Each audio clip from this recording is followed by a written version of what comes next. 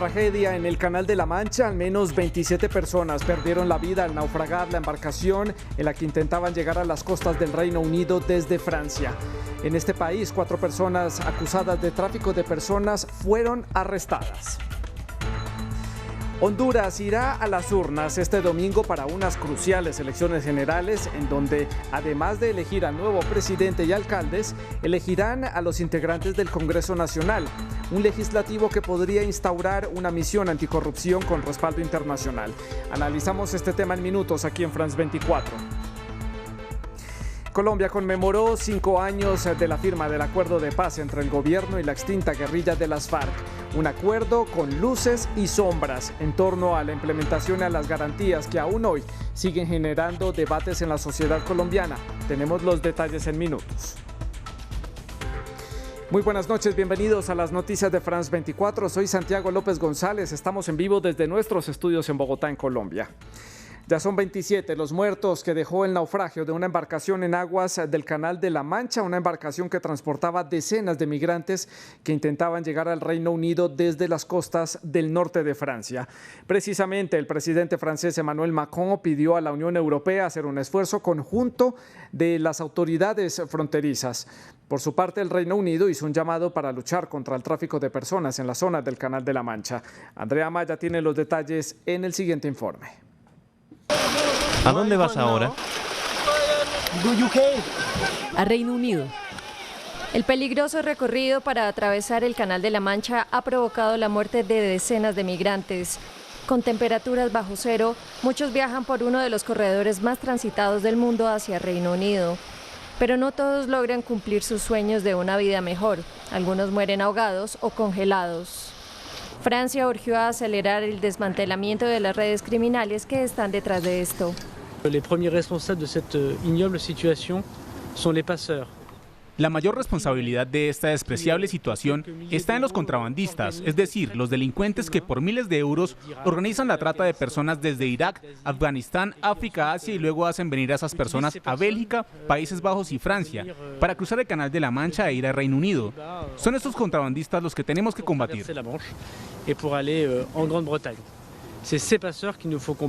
Por su parte, el primer ministro británico instó a los socios europeos de Reino Unido a cerrar aún más las fronteras. Es importante que aceleremos todas las medidas contenidas en nuestros proyectos de ley de fronteras y nacionalidades para que podamos distinguir entre las personas que vienen aquí legalmente y las personas que vienen ilegalmente. También hacemos todo lo que podemos y no dejamos piedras sin remover para demoler la propuesta comercial de los traficantes de personas y las mafias. El número de migrantes que viaja en pequeñas embarcaciones para cruzar el Canal de la Mancha ha crecido drásticamente. Este año, más de 25.700 personas han realizado el peligroso viaje. Las autoridades francesas y británicas han recogido a miles de personas en ambas costas en las últimas semanas en decenas de operaciones de rescate.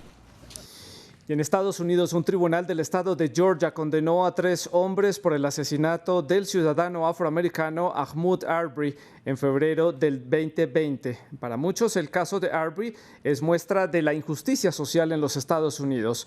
Los hombres le dispararon tras haberse asegurado que era sospechoso de cometer un crimen. Manuela Cano nos amplía más en su informe. Gritos, abrazos y lágrimas de alegría.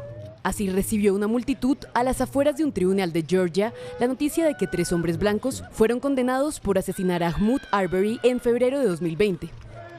Dentro del recinto, el juez anunció que Greg McMichael, su hijo Travis McMichael y su vecino William Roddy Bryan fueron hallados culpables de asesinar a Arbery mientras corría por el vecindario.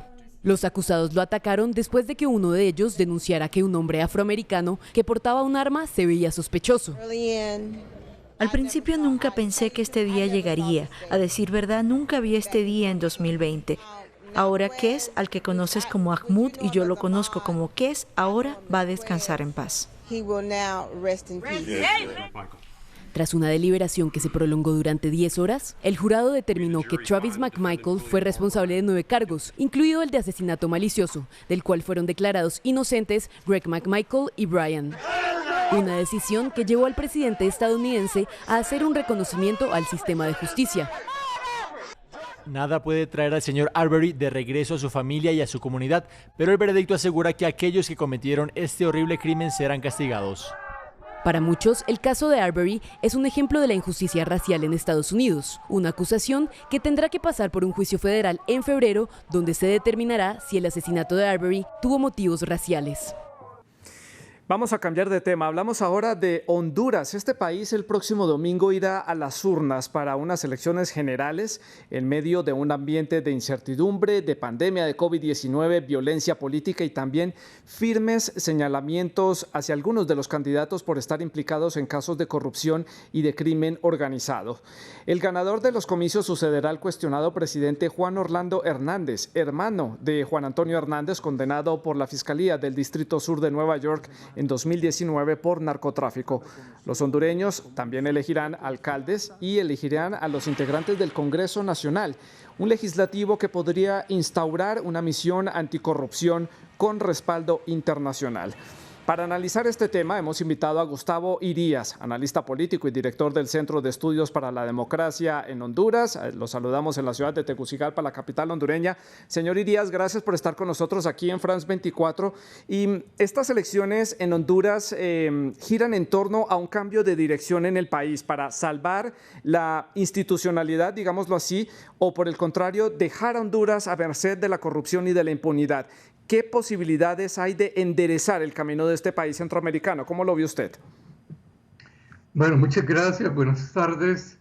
En realidad, la esencia de la disputa electoral en Honduras para este 28 de noviembre, ya tenemos pocos días, es realmente entre un régimen autoritario y corrupto que se instaló en el país desde el golpe de Estado del 2019 y una amplia coalición poco vista en estos últimos años en América Latina, desde una derecha democrática cruzado, acompañado por los diferentes centros políticos y sectores de izquierda que buscan instalar, recuperar la democracia y la esencia nacional.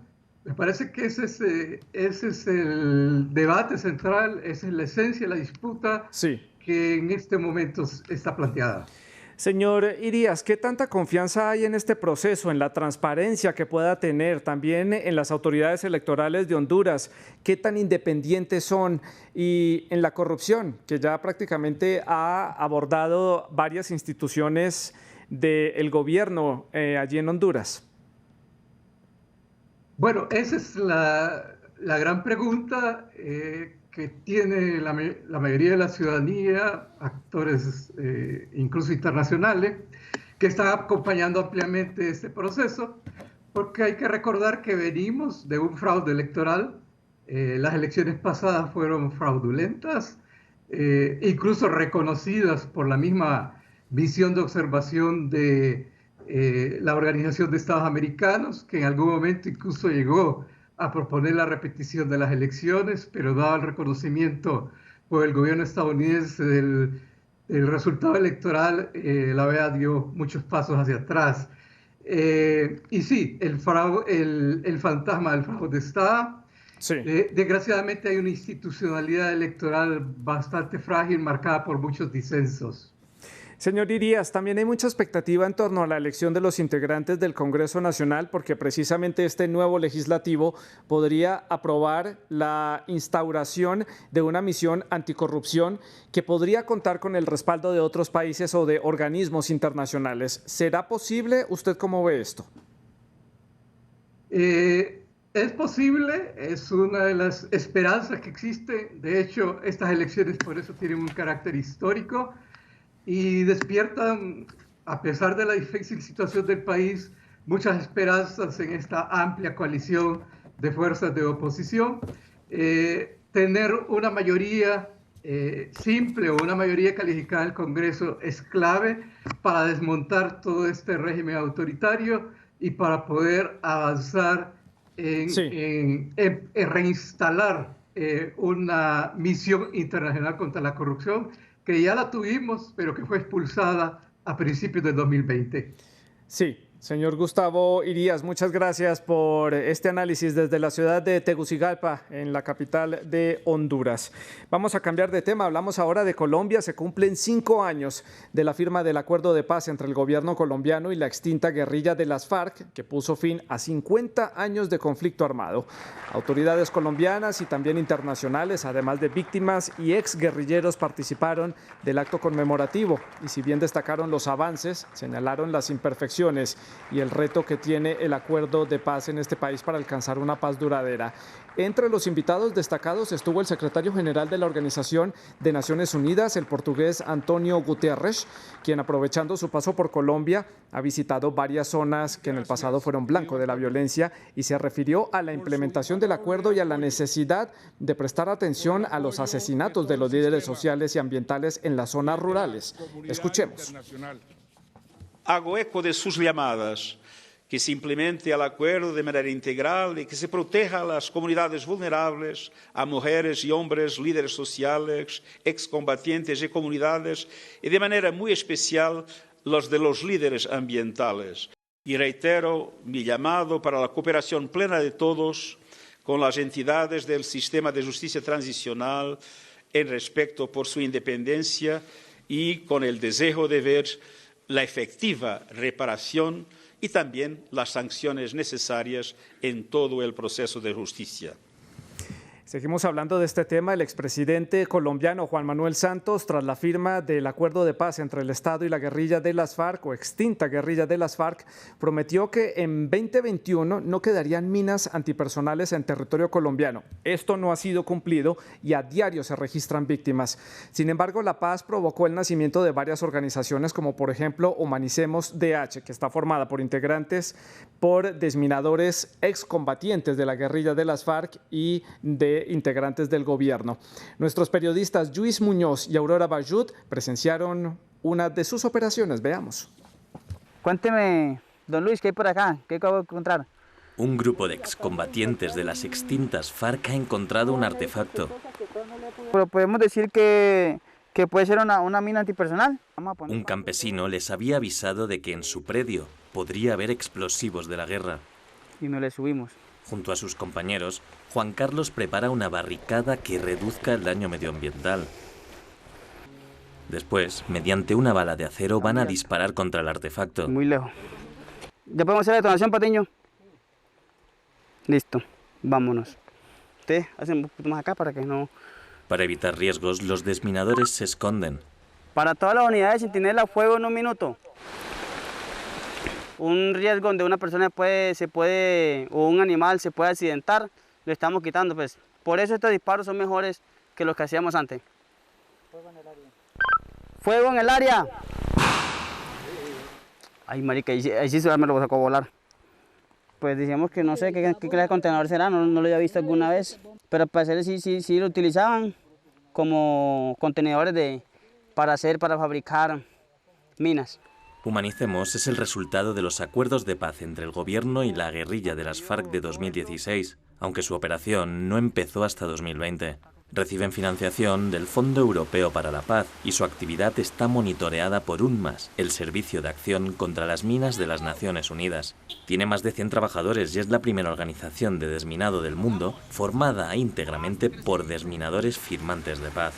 Cada día se desplazan a los remotos lugares que ocupaban cuando eran combatientes. Germán Balanta es gerente de terreno. En las FARC era comandante. La reincorporación trata de mantener las estructuras anteriores, con un fin muy diferente. Fuimos un actor del conflicto y que también colocamos minas. Hoy las estamos retirando. La vuelta a la vida civil ha significado una nueva oportunidad. Hola, chica. Hola. ¿Cómo estás? Yo muy feliz en esta vida porque ya soy una más con mi familia. Pero el impacto del desminado también llega a las comunidades. En Colombia cada día hay más de una víctima por minas antipersonal. El área que se despejó. El Bergaviria está volviendo a un resguardo de los indígenas en Vera Chamí. Apenas un mes antes devolvieron el territorio libre de minas. Podemos caminar por esta área. Es muy grato saber eso de parte de ustedes, que están muy agradecidos y nosotros pues también. Un desminado que permite que los niños hoy puedan volver a pisar los caminos de un futuro que sueñan que sea de paz. Es todo en las noticias. Buenas noches.